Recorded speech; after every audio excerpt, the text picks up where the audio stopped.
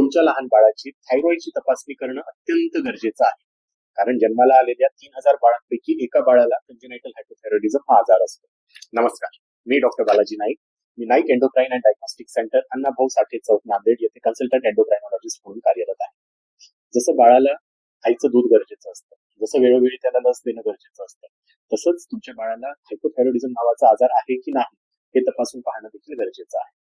कारण लहान बाळाच्या मेंदूच्या विकासासाठी थायरॉइड हॉर्मोन लागतो, त्याच्या उंचीसाठी थायरॉइड हॉर्मोन लागतो, त्याच्या चेहऱ्याच्या विकासासाठी थायरॉइड हॉर्मोन लागतं. आणि तुमच्या बाळामध्ये जर थायरॉइड हॉर्मोन कमी तयार होत असेल तर तुमचं बाळ मतिमंद राहण्याची शक्यता आहे, शाळेमध्ये अभ्यासात मागे राहण्याची शक्यता आहे, त्याची उंची कमी असू शकते.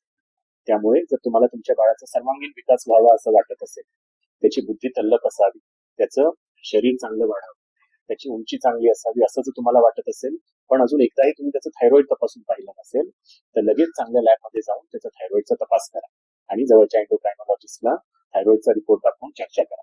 धन्यवाद.